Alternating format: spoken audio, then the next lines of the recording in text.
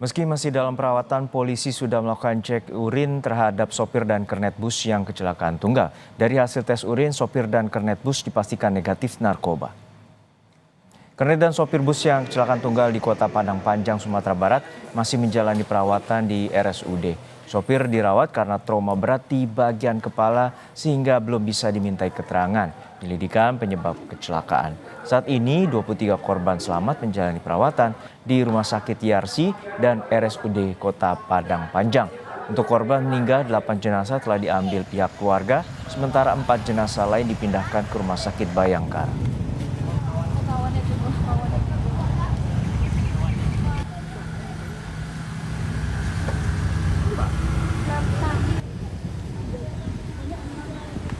Kemudian sudah kita amankan sopir, saat ini masih kondisi kritis karena masih dirawat, dan kernetnya sudah kami laksanakan pengecekan urin dan hasilnya negatif mengandung narkoba.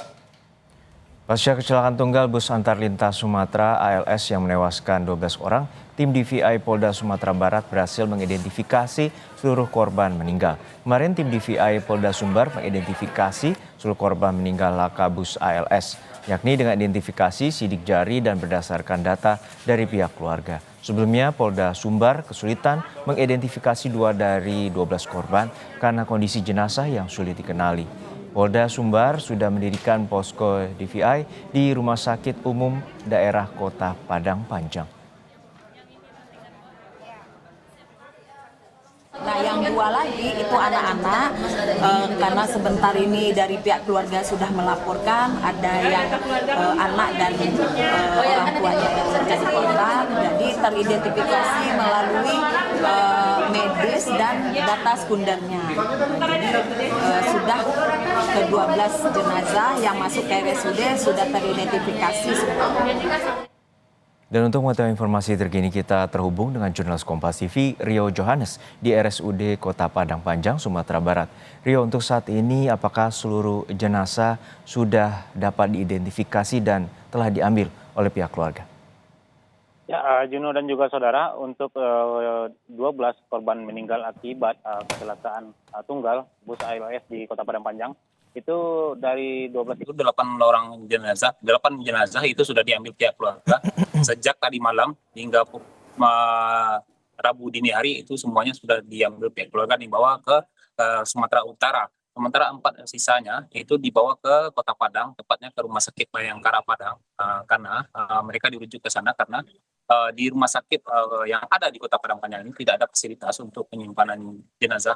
Dalam hal ini adalah lemari pendingin untuk penyimpanan, sehingganya 4 jenazah sisa yang belum dijemput oleh pihak keluarga ini dibawa ke Kota Padang untuk penyimpanannya. Demikian, Juno. Ya Rio, untuk saat ini bagaimana juga dengan perawatan terutama kondisi korban yang saat ini mengalami luka-luka? Ya, untuk perawatan korban yang mengalami luka, dari data sebelumnya ada 23 orang yang mengalami luka-luka, sisanya saat ini hingga Rabu siang ini ada 16 orang, di mana 16 diantaranya itu dirawat di Rumah Sakit RSUD Kota Padang Panjang, sementara 3 sisanya itu dirujuk ke Rumah Sakit Jamil Padang. Dan di 16 orang yang dirawat di Rumah Sakit Umum Daerah Kota Padang Panjang ini, 2 diantaranya dalam kondisi yang berat, dalam kategori berat, di mana 1 di antara 2 orang itu merupakan sopir yang membawa bus ALS ke sini.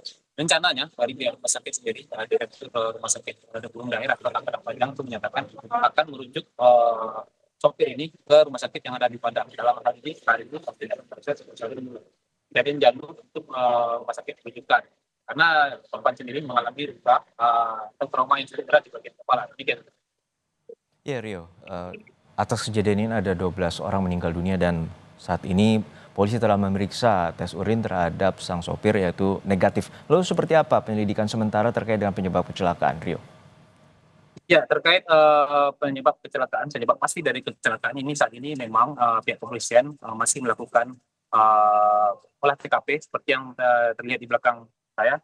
Ini tim dari KNKT juga Korlantas Mabes Polri sedang melakukan olah TKP tempat kejadian. Di belakang saya ini lagi perekaman kondisi terakhir bus yang mengalami kecelakaan pada Selasa pagi kemarin. Di beberapa titik juga dilakukan perekaman menggunakan alat PAA, analisis kecelakaan, aksiden, itu digunakan dalam proses olah TKP pada siang hari ini. Dan di sini juga selain dari KNKT dan juga Korlantas Mabes Polri juga dihadiri oleh pihak dari Jasara Harja dalam proses olah TKP siang ini. Dan untuk sementara memang dari Dirlantas Polda Sumbar menyatakan nantinya baru bisa menyampaikan hasil dari olah TKP ini setelah proses ini semuanya selesai dilaksanakan. Demikian, Juno. Baik, kita nantikan bagaimana olah TKP dan juga pengusutan tuntas dari Traffic Analysis Accident yang dilakukan oleh pihak kepolisian. Terima kasih atas laporan Anda, Jurnalis Kompas TV Rio Johannes dari Padang, Sumatera Barat. Dan saudara, Ditlantas Polda Sumatera Barat menggelar olah TKP untuk menyelidiki penyebab terjadinya kecelakaan tunggal bus antar lintas Sumatera yang menewaskan 12 orang. Dugaan sementara kecelakaan terjadi karena rem bus bermasalah. Setelah memindahkan badan bus antar lintas Sumatera, Ditlantas Polda Sumatera Barat bersama unit Laka Lantas Polres Padang Panjang melakukan olah TKP untuk memastikan penyebab terjadinya kecelakaan.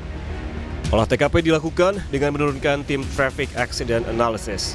Selain olah TKP, untuk memastikan penyebab kecelakaan, polisi juga akan melakukan pemeriksaan terhadap sejumlah saksi serta sopir dan kernet bus.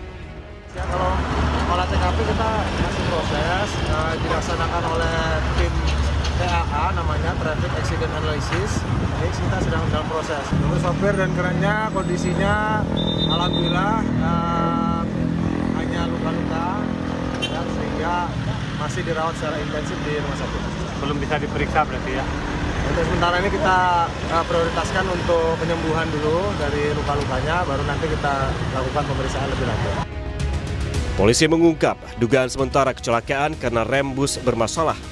Bus tujuan Medan ke Bekasi ini mengalami kecelakaan tunggal di kota Padang Panjang Selasa pagi. 12 korban jiwa dalam kecelakaan ini diantaranya 6 penumpang laki-laki, 5 penumpang perempuan, dan 1 penumpang anak-anak. Polda Sumbar masih menyelidiki penyebab pasti peristiwa tragis ini. Ini tujuan dari Medan ke Bekasi via Padang. TKP depan terminal Bukit Sulungan Padang Panjang. Untuk penyebab ini sementara masih olah TKP oleh tim TAA Polda Sumbar bersama Korlantas. Kecelakaan maut bus antar lintas Sumatera ini berawal saat bus berangkat dari Medan dengan tujuan Bekasi, Jawa Barat. Pada Selasa dini hari, bus sempat mengalami gangguan dan berganti sopir di area Bukit Tinggi sebelum melanjutkan perjalanan. Namun, saat memasuki kawasan Bukit Sarungan, Padang Panjang sekitar pukul 8 pagi, bus ALS ini melaju cepat hingga menghantam tembok dan terguling. Sebelumnya, petugas sempat kesulitan saat melakukan proses evakuasi korban karena badan bus yang terguling dan menghantam tembok. Alat berat dikerahkan untuk mempermudah evakuasi korban. Korban yang berhasil dievakuasi langsung dibawa ke Rumah Sakit Umum Daerah Padang Panjang dan Yarsi Padang Panjang. Dalam kecelakaan ini, 12 orang tewas dan 23 orang terluka. Tim Liputan, Kompas TV.